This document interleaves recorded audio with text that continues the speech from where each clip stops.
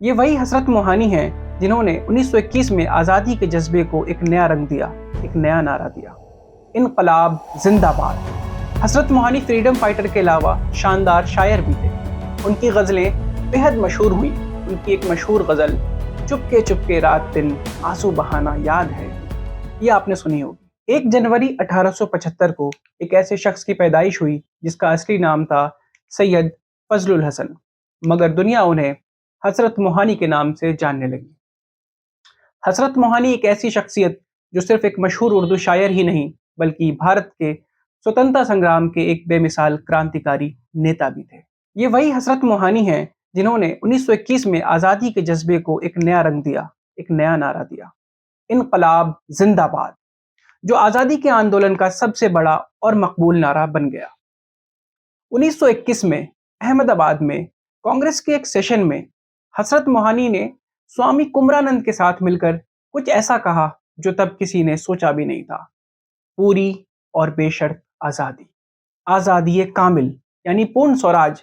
पूर्ण स्वराज की ये उनकी ख्वाहिश इतनी मजबूत थी कि वो किसी समझौते को कभी मंजूर नहीं करते थे। उनकी इस मांग को और भी मजबूती दी मगफूर अहमद एजाजी ने, जिन्होंने मौलाना की इस मांग का समर्थन किया। मौलाना हसरत मोहानी ने पहली बार भारत में आज़ादी कामिल यानी पूर्ण आज़ादी की मांग की। ये मांग, ये इरादा, वो पहला मौका था जब किसी ने ब्रिटिश राज से बिना किसी शर्त की आज़ादी का मुतालबा किया था। हसरत मोहानी फ्रीडम फाइटर के अलावा शानदार शायर भी थे। उनकी गज़लें बेहद मशहूर हुई। उनकी एक मशहूर गज़ल चुपके चुपके रात दिन आंसू बहाना याद है, ये आपने सुनी होगी। ये वो गज़ल है जिसे 1982 की बॉलीवुड फ़िल्म निकाह में गुलाम अली साहब ने गाया और बहुत मशहूर हुई। आज भी ये गज़ल हम सब सुनते हैं, जानते हैं, और क्या खूबसूरत गज़ल है। ये हज़रत मोहानी साहब ने लिखी।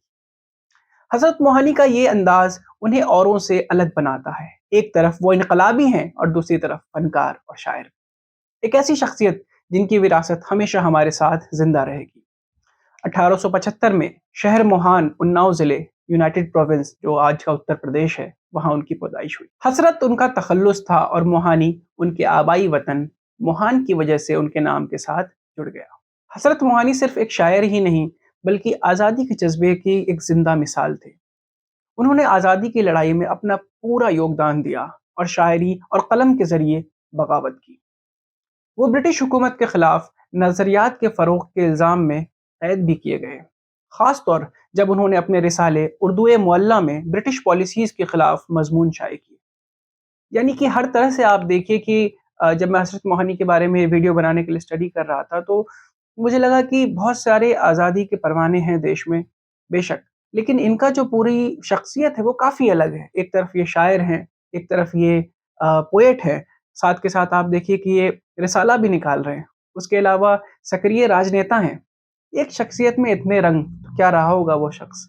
इसीलिए मुझे लगा ये वीडियो आज आपके लिए बनानी चाहिए, चूँकि बहुत सारे ऐसे आज़ादी के परवाने हैं जिन्हें हम नहीं जानते हैं। उसमें से एक ये भी हैं। उनके कलाम में मोहब्बत और आध्यात्म की गहराई भी थी। उन्होंने ऐसे अशार भी लिखे जो कृष्ण के प्रति उनके प्रेम और सम्मान को बयान करते हैं। वो मथुरा भी अक्सर जाया करते थे। आज के दौर में जब जब धर्म को इस्तेमाल किया जा रहा है लोगों को बाँटने के लिए, तो हज़रत मोहानी की ज़िंदगी एक अलग ही तस्वीर पेश करती है। हज़रत मोहानी ने अपनी तालीम का सिलसिला 1903 में मोहम्मदन एंग्लो ओरिएंटल कॉलेज से मुकम्मल किया, जो आगे चलकर अलीगढ़ मुस्लिम यूनिवर्सिटी बनी। मगर दोस्तों, ये सफ़र इतना आसान नहीं था। मोहानी का दिल आज़ादी के जज्बे से सरशार था और इसी वजह से उन्हें 3 बार कॉलेज से निकाला भी गया, ब्रिटिश हुकूमत के खिलाफ उनके साफ और बेबाक अल्फाजों की वजह से। अलीगढ़ में उनके उस वक्त के साथियों में मौलाना मोहम्मद अली जौहर और शौकत अली जैसे अजीम शख्सियत भी शामिल हैं, जो जामिया के बानियों में से हैं। हज़रत मोहानी सिर्फ एक क्रांतिकारी शायर ही नहीं, बल्कि उनकी सोच उन्हें काफ़ी अलग बनाती है। ऐसा लगता है कि वो कभी राजनीति में अपनी आइडियोलॉजी से समझौता नहीं करते। इसलिए कभी कांग्रेस, मुस्लिम लीग और यहाँ तक कि कम्युनिस्ट पार्टी के साथ भी वो जुड़े रहे। बल्कि वो उन कुछ पहले लोगों में शामिल हैं जिन्होंने हिंदुस्तान में कम्युनिस्ट पार्टी की बुनियाद रखी।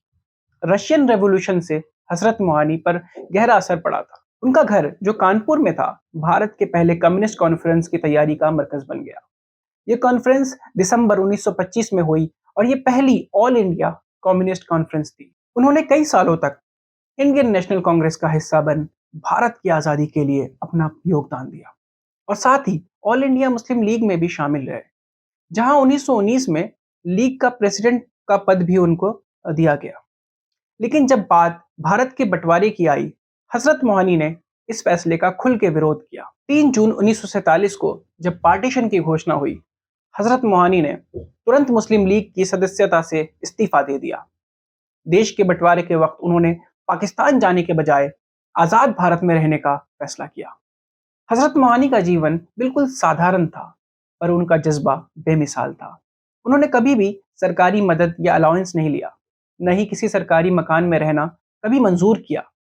वो जब दिल्ली में हुआ करते थे, तो मस्जिदों में क़याम किया करते थे और पार्लियामेंट तक भी जब जाना होता था, तो किसी आम से टांगे में बैठ के जाते थे। उनका जीवन एक आम हिंदुस्तानी जैसा था। भारत में रहकर उन्होंने देश के संविधान को तैयार करने वाली कंस्टिट्यूएंट असेंबली का हिस्सा बनकर यहाँ भी अपना योगदान दिया। दोस्तों, आज अफ़सोस की बात ये है कि ऐसे-ऐसे लोगों को हम भूल चुके हैं जिन्होंने इस आज़ादी को दिलाने में कितना ज़्यादा योगदान दिया, कितना संघर्ष किया, अपनी पूरी-पूरी ज़िंदगियाँ लगा दी।